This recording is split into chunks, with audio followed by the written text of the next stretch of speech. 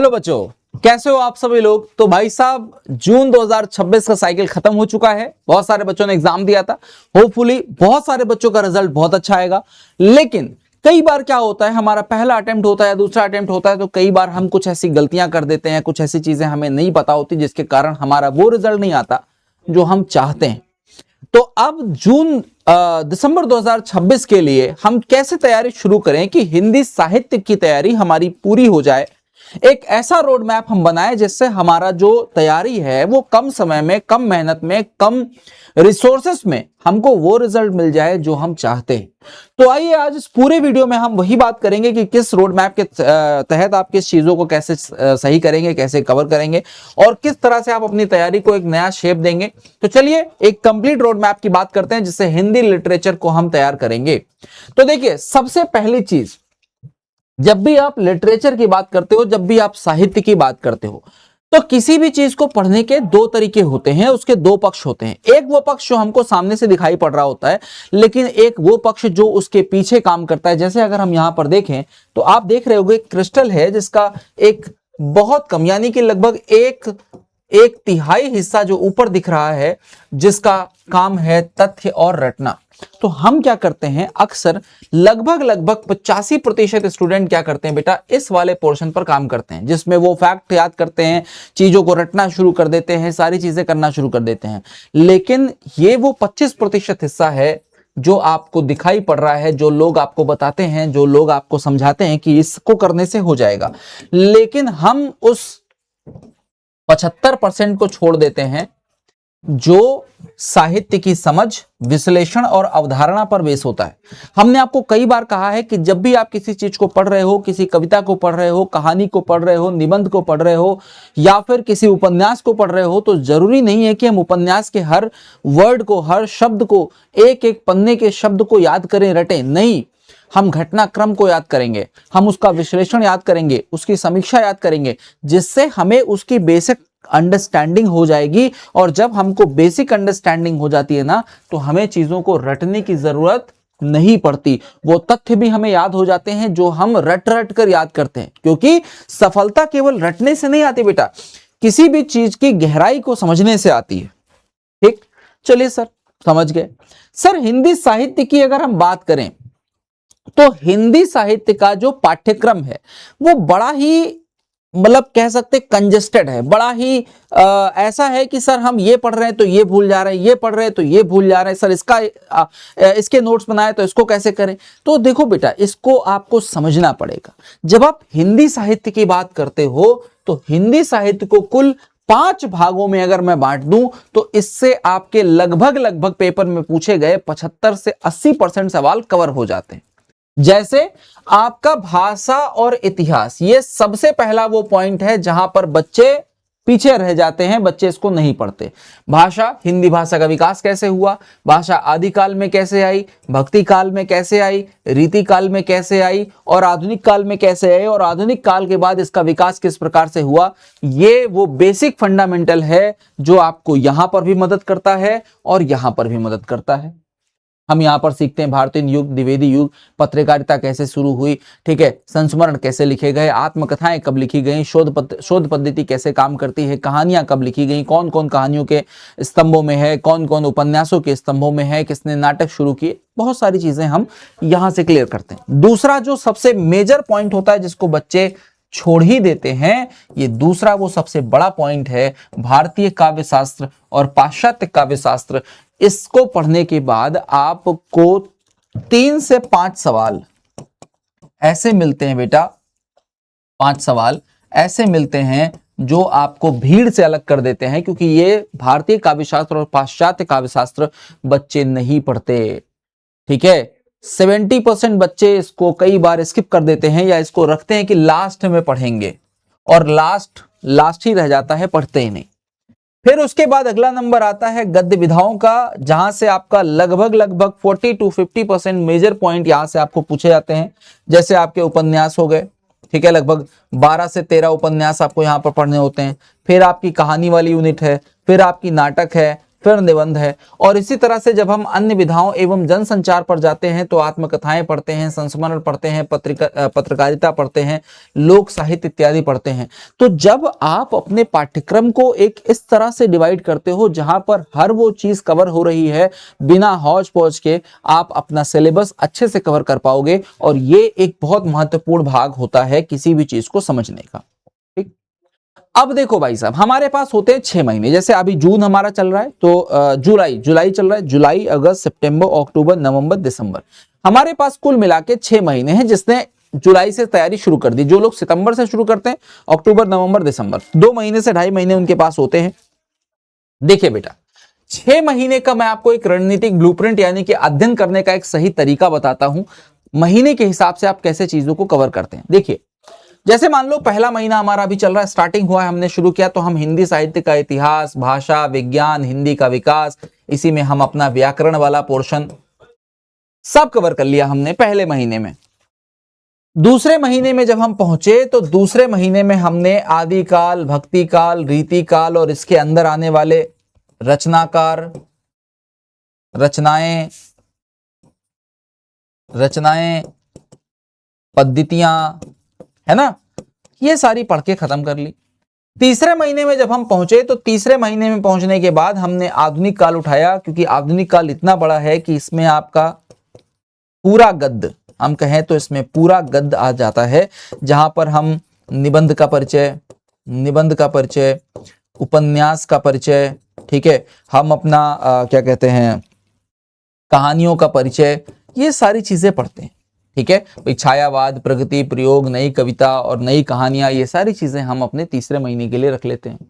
चौथे महीने में जब हम जाते हैं तो हम पढ़ते हैं क्या जी, काव्य शास्त्र, जिसमें यहां पर आप पढ़ सकते हो आपका वैचारिक पृष्ठभूमि, क्या पढ़ सकते हो, वैचारिक पृष्ठभूमि, भारतीय एवं पाश्चात्य काव्य शास्त्र,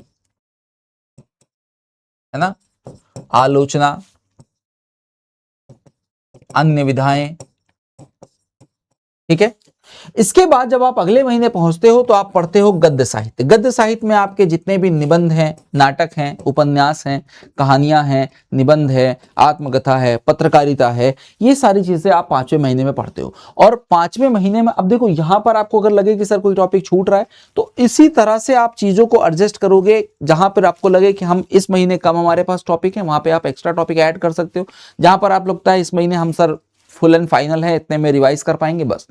जब आप छठा महीना आता है तो हम क्या करते हैं, छठे महीने में हम एकदम जबरदस्त लग जाते हैं कि आप एकदम तैयारी करनी है सर, पूरा रिवाइज करना है। तो इसमें हमारे पास केवल और केवल पुनरावृत्ति यानी कि रिवीजन का टाइम होता है, और आखिरी के महीने आपको केवल टेस्ट देना होता है। ठीक है, चाहे वो पेपर 1 हो और चाहे वो पेपर 2 हो। जिस बच्चे के पास उसके छठे महीने में, क्योंकि मान लो अगर आप दिसंबर मान लो या नवंबर के आखिरी से मान लो, अगर आपके पास कोर्स छूटा हुआ है, इसका मतलब कि आपकी तैयारी सही से नहीं हुई है, यानी कि आपने स्ट्रक्चर तैयारी नहीं करी है। छठे महीने आते आते आपकी पूरी सिलेबस खत्म होनी चाहिए, आप टेस्ट के ऊपर प्रॉपर डिपेंडेंट हो जाने चाहिए, एमसीक्यूज लगाने चाहिए, जितना भी हो सकता है वो करना चाहिए। ठीक, अब देखो, एक विषय को पढ़ने के 5 आधार होते हैं। ठीक है, किसी चीज को आप क्या करते हो, आप जैसे आप मान लो पढ़ रहे हो गद्य साहित्य, और गद्य साहित्य में आप पढ़ रहे हो निबंध का उद्भव या निबंध का परिचय। तो निबंध का परिचय हम क्या करते हैं, हम सेम टॉपिक पढ़ के छोड़ देते हैं। तो सेम टॉपिक पढ़ के छोड़ना नहीं, जैसे मैंने आपको बताया ना कि जब आप कनेक्टिव स्टडी करते हो, जब आप किसी चीज को जोड़ जोड़ कर स्टडी करते हो ना, तो आपके कई सारे टॉपिक एक साथ कवर होते हैं। जैसे मान लो किसी विषय को आपने पकड़ा, तो विषय पर संपूर्ण पकड़ आपको बनाना होगा। जैसे मान लो आपने किसी लेखक के बारे में पढ़ा, अब उस लेखक का जीवन परिचय हमको आना चाहिए, उस लेखक की रचनाएं हमको पता होनी चाहिए, उन रचनाओं का प्रकाशन वर्ष क्या रहा है हमें पता होना चाहिए, उस लेखक की साहित्यिक विशेषता क्या रही है हमें पता होना चाहिए, और इन सभी टॉपिक पर बार बार पूछे जाने वाले फैक्चुअल बेस्ड क्वेश्चन, है ना, लॉजिकल बेस्ड क्वेश्चन, ये सारी चीजें आपको एक एक करके पूरी तरह से यहां पर पता होनी चाहिए। तब जाकर के आप किसी भी एक विषय को, किसी भी एक टॉपिक को जब आप यहां पर इस तरह से कवर करते हो, तो इस एक टॉपिक में कम से कम 5 से 7 टॉपिक आप बनाते हो, और कम समय में बनाते हो। क्या बनाते हो, कम समय में बनाते हो। लेकिन हम क्या करते हैं, हम कहते हैं सर हम तो एक ही चीज पढ़ेंगे सर एक टाइम में, हम ज्यादा नहीं पढ़ पाएंगे सर। सर ये सब करने के लिए कितना घंटा का टाइम चाहिए? देखो बेटा, यूजीसी नेट एक ऐसा एग्जाम है जहां पर आपको अनुशासित होकर के मेहनत करनी होगी। ये नहीं कि आज 12 घंटे पढ़ लिया, 5 दिन पढ़वे नहीं कर रहे हैं, आज 2 घंटे पढ़ा है कल 18 घंटे पढ़ लेंगे, नहीं। यूजीसी नेट आपसे मांगता है दिन के 6 से 8 घंटे। कितना? 6 से 8 घंटे। दिन के 6 से 8 घंटे आपसे मांगता है। जैसे अब मैं आपको एक मतलब एक ड्रॉबैक बना के दे देता हूं, ये आपके ऊपर है कि आपका समय कब खाली है। जैसे मान लो ये हमारे पास 24 घंटे है, तो इस 24 घंटे में सुबह आप नया विषय पढ़ोगे, जैसे आपने मान लो 2 क्लासेस सुबह करी, अब आपने कुछ नया पढ़ा, ठीक। दोपहर में आपने उसके नोट्स बना लिए, क्लास के दौरान आपने सारी चीजें अच्छे से सुनी, ध्यान से सुनी, क्लास के बाद जब आप उसको एक बार रिवीजन कर रहे हो, रीड आउट कर रहे हो, आपने छोटे से उसके नोट्स बना लिए। जब शाम हुई, आप खाली बैठे हैं, चाय पी रहे हैं या खाली बैठे हैं, तो आपने उसके कुछ एमसीक्यूज लगा लिए, उस टॉपिक पर बने हुए कुछ एमसीक्यूज सर्च कर लिए, लगा लिए। और रात में जब आप सोने जा रहे हैं, अगर आपके पास समय है, तो आपने इतना जितना भी ये दो साइकिल कवर करिए ना, इस दोनों साइकिल को यहां पर एक बार रिवाइज कर लो। मैं आपको गारंटी के साथ कह सकता हूं कि अगर इस तरह से अगर आप एक कॉम्प्रिहेंसिव स्टडी कर रहे हो ना, with revision in the same day, अगर आप उसी दिन उस चीज का रिवाइज कर ले रहे हो, वो चीज आपके दिमाग में सेटल डाउन हो जाएगी, बैठ जाएगी, आपको किसी भी प्रकार की कोई दिक्कत नहीं होगी, ठीक। अब देखो क्या होता है, आपको क्या करना है कि निरंतर अपना मूल्यांकन करना है, सप्ताह से महीने तक। जैसे आपके पास हम लोग फ्राइडे, सैटरडे और संडे आपकी कोई भी पेड क्लास नहीं लेते, तो ये क्यों नहीं लेते? हम तो हफ्ते भर क्लास ले सकते हैं भाई, मंडे से संडे तक क्लास ले सकते हैं, लेकिन क्यों नहीं लेते? क्योंकि हमें पता है कि 2 दिन ऐसे होने चाहिए जिसमें आप अपना मूल्यांकन करो कि इन 5 दिनों में आपने जो भी पढ़ा वो आपको समझ में आया कि नहीं आया।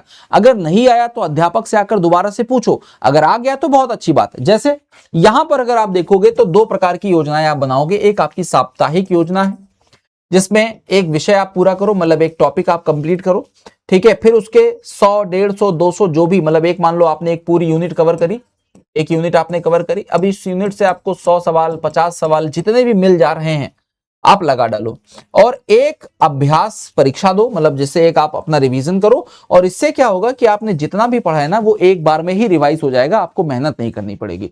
और फिर इसी तरह से एक बड़े लेवल पर आप एक मासिक योजना तैयार करो, जिसमें पूरे महीने आपने जो कुछ भी पढ़ा है, पूरे महीने आपने जितना भी पढ़ा है, आप उसका रिवीजन करो। फिर उस पूरे हफ्ते में आपने एक एक टेस्ट लगाए, 4 संडे होते हैं, 4 टेस्ट हो गए, चारों टेस्ट लगाए। गलत प्रश्नों को आपने अपनी कॉपी पे नोट कर लिया कि भैया ये गलत हुए थे हमसे, और जिन जिन चीजों में आपको बहुत ज्यादा दिक्कत आई थी कि सर ये कठिन है, याद नहीं हो पा रहा है, हम भूल जा रहे हैं, उसको आप कॉपी पे नोट करो और उसको बार बार रिवाइज करने की कोशिश करो। दूसरा, अब क्या होता है कि हमारे यहां दिक्कत ये होती है कि सर हम पिछले साल के पैटर्न को नहीं पकड़ पाते, हम पिछले साल के पैटर्न को, हम पीवाईक्यू के पैटर्न को नहीं पकड़ पाते। तो इससे गलती क्या होती है? देखो होता क्या है बेटा कि आपको पिछले लगभग 10 सालों के प्रश्न पत्र सफलता का सबसे महत्वपूर्ण आधार होते हैं। पीवाईक्यूज बहुत इंपॉर्टेंट होते हैं in the UGC net examination, ठीक है। हर प्रश्न का कारण समझो कि ये प्रश्न क्यों पूछा गया है। केवल उत्तर याद ना करो कि भैया पहले का चौथा होगा, दूसरे का 5वां होगा, नहीं, ऐसे हमारा एग्जाम वनडे एग्जाम नहीं है कि हम टक करके भाग ले।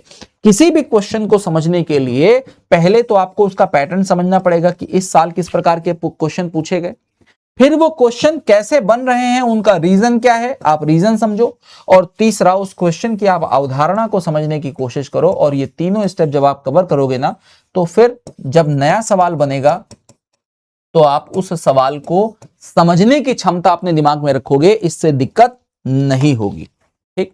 चलिए भैया, अब देखो नोट्स, बहुत समस्या आती है कि सर हम नोट्स कैसे बनाएं, सर नोट्स का क्या हिसाब किताब है, सर हम कैसे करें।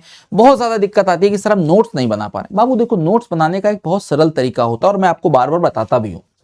नोट्स का साइंस क्या है, नोट्स का विज्ञान क्या है, एक परफेक्ट नोट कार्ड कैसे बनता है। देखो आज के टाइम में जब हम यूजीसी नेट एग्जाम पढ़ रहे हैं, तो हमारे पास इतना समय नहीं है कि हम 80 पन्ने के नोट्स बना रहे हैं। हमारे पास काम होना चाहिए कि हम छोटे छोटे नोट्स बनाएं, जो हमें एग्जाम के टाइम में 1 दिन में 2 दिन में पूरी किताब रिवाइज करने को काम आ जाए। जैसे मान लो हम किसी लेखक के बारे में पढ़ रहे हैं, जैसे मान लो हम रामचंद्र शुक्ल के बारे में पढ़ रहे हैं, जैसे हमने पढ़ा रामचंद्र शुक्ल, तो आपने क्या किया, यहां पर लिख दिया रामचंद्र शुक्ल का नाम लिख दिया, लेखक का नाम लिख दिया। अब लेखक का यहां पर आप लिखोगे कि जन्म कब हुआ और मृत्यु कब हुआ, अगर जन्म स्थान पता है तो डाल दिया, नहीं तो कोई बात नहीं।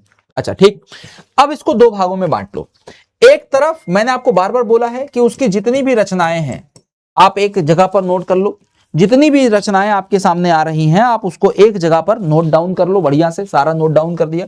और दूसरी तरफ उसकी साहित्यिक विशेषताएं, जैसे उनकी भाषा क्या है, बोली क्या है, उनको कौन कौन से पुरस्कार मिले हैं, कोई बहुत महत्वपूर्ण रचना है, कोई अधूरी रचना है, उनके ऊपर कोई जीवनी लिखी गई है, कुछ ऐसा, मतलब कुछ ऐसा खास जो आपको लगे कि पेपर में पूछा जा सकता है, आपने दूसरे साइड नोट कर दिया। अब जब नीचे वाले हिस्से पर आप आओगे तो यहां पर उनकी जो भी रचना आप पढ़ रहे हो या जो भी एक्स्ट्रा कुछ पढ़ रहे हो, महत्वपूर्ण तथ्य व परीक्षा में बार बार पूछे जाने योग्य जो प्रश्न हैं उनको आप ऐसे पॉइंट वाइज करके नोट करते चले जाओगे और इससे शानदार नोट्स कभी नहीं बनते। यही एक तरीका है जो हम यूजीसी में अप्लाई करते हैं बड़े बड़े नोट्स बनाने के लिए, और यही सबसे परफेक्ट तरीका है बेटा। ठीक है, नियम एक या दो प्रश्न से ज्यादा अगर आप नोट्स लिख रहे हो तो फिर वो नोट्स बनते ही नहीं। अगर आपने 2 पन्ने से ज्यादा यूज कर लिया किसी भी यूनिट में तो आप ये समझ लो कि आप नोट्स नहीं बना रहे हो, आप खाली ग्रंथ लिख रहे हो।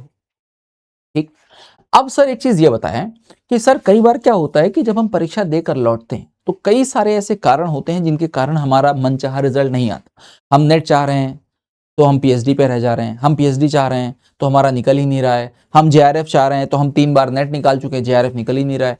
कई गलतियां होती हैं, लेकिन हम गलतियों से सीखने की बजाय हम इस बात को दोष देते हैं कि यार पेपर कठिन हो गया, हमने पढ़ा नहीं था, ये ऐसे आ गया, ये आउट ऑफ सिलेबस हो गया। देखो बेटा, आपके फेल होने के कई सारे कारण होते हैं, जिनमें से कुछ कारण मैं जो आइडेंटिफाई किया हूं मैं आपको बता देता हूं। देखो, पहला कारण, हम क्या करते हैं एक साथ कई सारी किताबें, हम ये वाली भी पढ़ लेंगे, सर ये वाली पढ़ लें, सर ये वाली भी ले लें, सर ये वाली भी ले लें।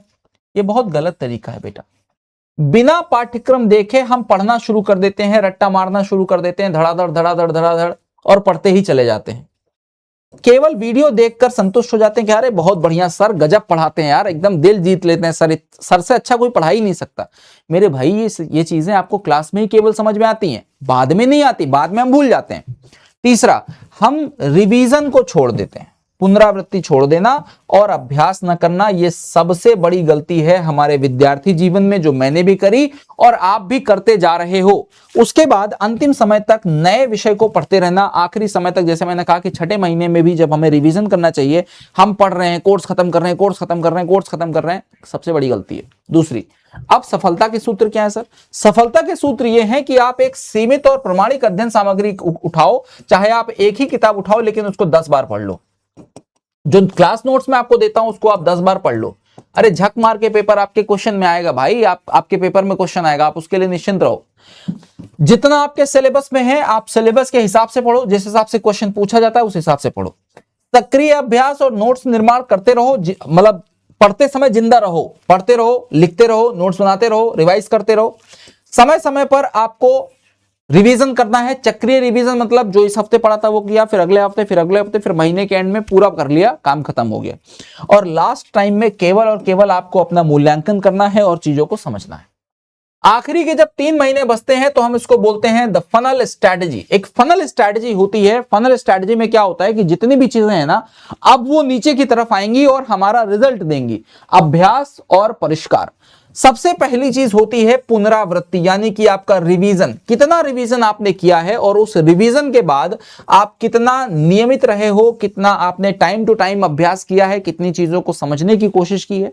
और उसके बाद आता है गलतियों का सुधार, क्योंकि जब ये 2 चीजें आप करते रहते हो ना, तब आपको पता चलता है कि हमारी गलती कहां हो रही है, हमारी गलती कहां हो रही है।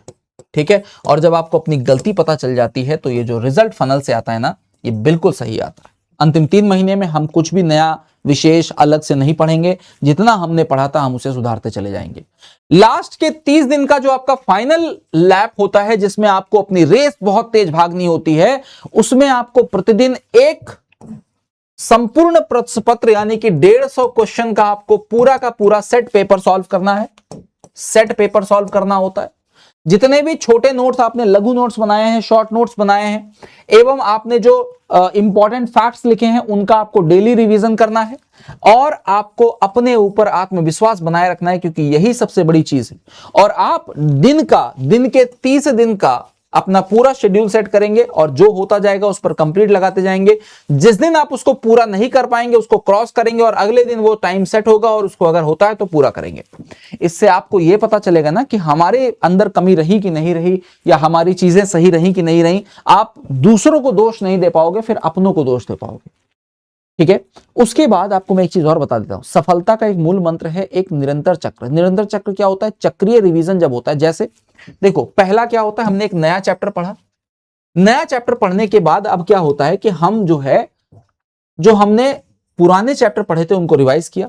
तीसरे नंबर पर आया, हमने उसको क्वेश्चंस लगा लिए।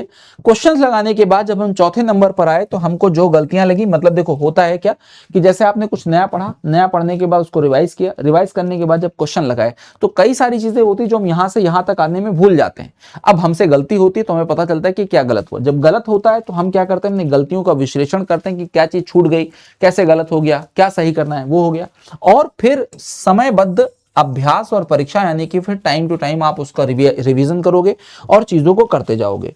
इस चक्र में लगातार, इस चक्र को अगर आप डेली फॉलो कर रहे हो, मतलब अपने हर नए चैप्टर के साथ फॉलो कर रहे हो, तो सफलता की संभावना आपकी 50% तक बढ़ जाती है, क्योंकि आप रेगुलस काम कर रहे हो, आप कंटिन्यू काम कर रहे हो। नियमित अध्ययन और निरंतर पुनरावृत्ति यानी कि कंटिन्यूअस रिवीजन और आपका जो प्रैक्टिस है, अभ्यास है, वही आपकी सफलता को मजबूत बना सकता है, वही आपकी सफलता की कुंजी है। क्योंकि दिसंबर 2026 जिसको भी टारगेट करना है, अगर उसने ये स्ट्रैटेजी फॉलो कर ली है, 10 पन्ने 12 पन्ने में जो भी मैंने आपको बताया है, ये स्ट्रैटेजी अगर आप फॉलो कर लेते हो मेरे भाई, तो आपकी सफलता को कोई रोक नहीं सकता। वरना अगर आप इसी तरह से कभी इधर कभी उधर कभी इधर कभी उधर करते रहोगे तो रिजल्ट भी कभी ऐसा कभी वैसा कभी ऐसा कभी वैसा आएगा, आपका मनचाहा रिजल्ट आपको नहीं मिलेगा। तो जितना भी हो सकता है आप अपनी तैयारी को एक नया शेप दीजिए, एक नया तरीके से पढ़िए, एक जो यूनिवर्सल वे है उसमें पढ़िए, ताकि आपका रिजल्ट कम समय में बहुत अच्छा है। Thank you so much. मिलते हैं आपसे ऐसी और भी बहुत सारी वीडियोस के साथ। Till then tata bye bye. Thank you so much. Jai Hind, जय भारत।